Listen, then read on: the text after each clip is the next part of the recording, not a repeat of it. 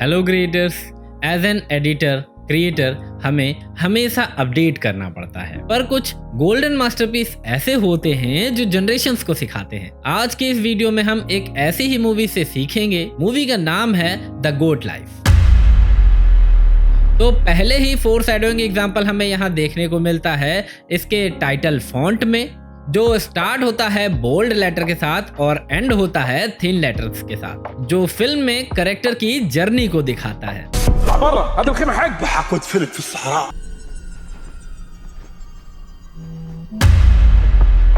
इस फिल्म में डिटेल को स्मार्टली प्लेस किया गया है जो कॉन्शियसली सबकॉन्शियसली ऑडियंस को बांधे रखती हैं। जैसे इस फ्रेम में हम देखते हैं कि कैरेक्टर कितना आइसोलेटेड है और गोट के साथ रहते रहते वो भी गोट के जैसा ही बन गया है।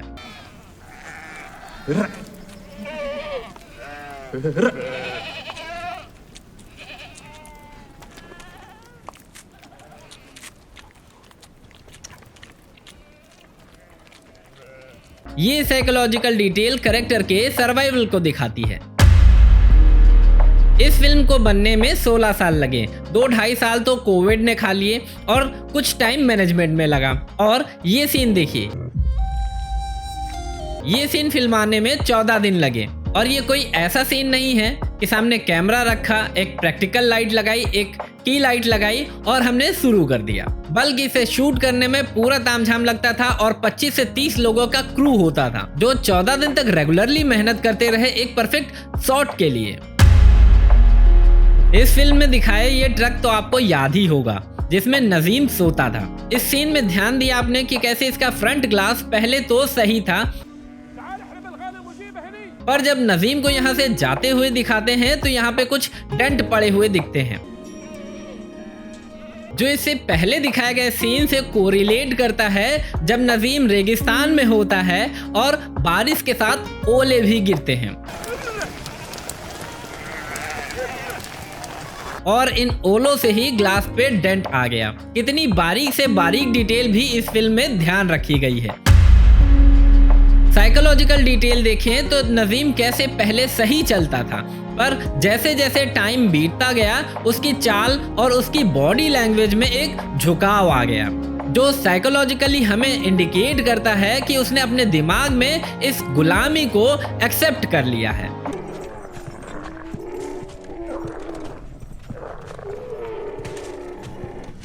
अगेन नजीम की साइकोलॉजिकल हेल्थ को शो करता है।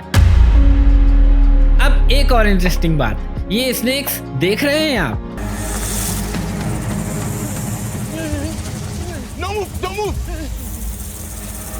ये VFX नहीं, ये रियल स्नेक्स हैं। रोज इन स्नेक्स को शूट के लिए पकड़ना पड़ता था, पर इतने बड़े रेगिस्तान में एक न एक स्नेक मिस हो जाता था और फिर नए स्नेक्स मंगाने पड़ते थे। प्रॉप के लिए कोई नॉन लिविंग थिंग हो तो उसका जुगाड़ तो इजीली हो जाता है, पर इन जीते जागते सांपों के साथ शूट करना बिना उनको नुकसान पहुंचाए, ये फिल्म मेकिंग को एक अलग लेवल पर ले जाता है।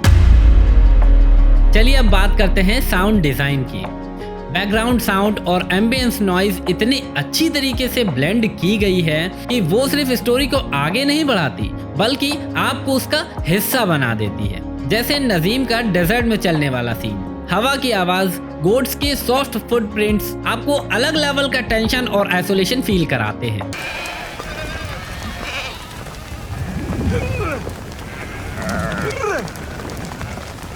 इस फिल्म में साउंड डिजाइन एक इनविजिबल कैरेक्टर जैसा काम करता है। और आपको याद है फ्लैशबैक सीक्वेंस?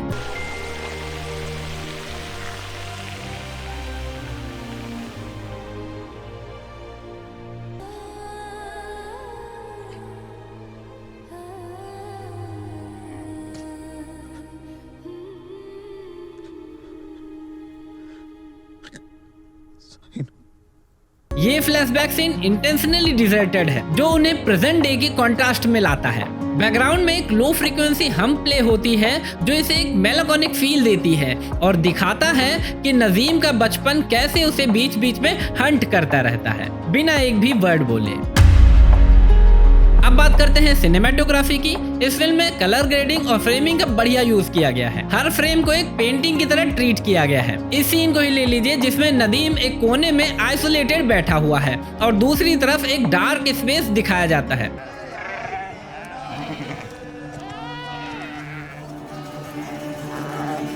ये नेगेटिव स्पेस हमें गाइड करता है कि वो कितना आइसोलेटेड और कितना अकेला है। इससे एक परफेक्ट एग्जांपल मिलता है रूल ऑफ थर्ड का, जो विजुअल में टेंशन और नेगेटिव डेप्थ को इनहेंस करता है। और लाइट तो एक हीरो है इस फिल्म में। क्लाइमेक्स का वो सीन याद करो जब नजीम और शेख के बीच में कन्फ्रंटेशन होता है। वहाँ लो की लाइटिंग का यूज सस्पेंस और ड्रेड को और ज्यादा इनहेंस कर देता है।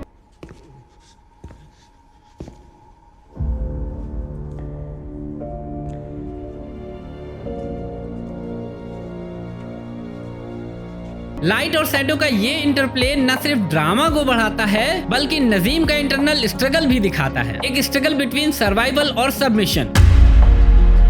गोट का रिकरिंग थीम सिर्फ एक मेटाफर नहीं है सर्वाइवल के लिए, फिल्म के एंड तक सिंबल बन जाता है नजीम के ट्रांसफॉर्मेशन का और कैसे वो अपने फेट को एक्सेप्ट कर लेता है। जैसे गोट हर्ट फॉलो करती है वैसे नजीम भी एक प्री डिफाइंड पाथ पर चलने लगता है।